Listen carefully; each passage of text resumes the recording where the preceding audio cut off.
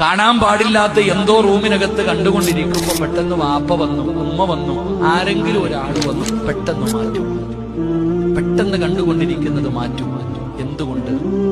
എന്തുകൊണ്ട് ഞാൻ ചിന്തിക്കുന്നത്, നമ്മൾ ചിന്തിക്കേണ്ട ഒരു കാര്യം, നിന്റെ വീടിന്റെ റൂമിനകത്തേക്ക് അല്ലെങ്കിൽ നിന്റെ വീട്ടിലേക്ക് ഒരാൾ കയറി വന്നപ്പോ നീ കണ്ടുകൊണ്ടിരുന്ന ഒരു തെറ്റു പേടിച്ച് നീ മാറ്റി. എടാ ചങ്ങാതി, ആ വന്ന മനുഷ്യനെ നിനക്ക് ഭയമുണ്ട്. ആ മനുഷ്യന് കൊടുത്ത വില പോലും അള്ളാഹിക്ക് നീ കൊടുത്തില്ലല്ലോ. ഞാൻ റൂമിനകത്തിരുന്ന് കാണുമ്പോ അല്ല കാണുന്നുണ്ടല്ലോ, നിനക്ക് അവനെ പേടിയുണ്ട്, അള്ളാനെ പേടിയില്ല. അതുകൊണ്ട് ദുആ ചെയ്യുമ്പോ അള്ളാനോട് പറയണം, പഠിച്ചവനെ നീ കാണുമെന്നറിയാം, എന്നിട്ട് ചെയ്തത് പേടിയില്ലാഞ്ഞിട്ടല്ല, പറ്റിപ്പോയി.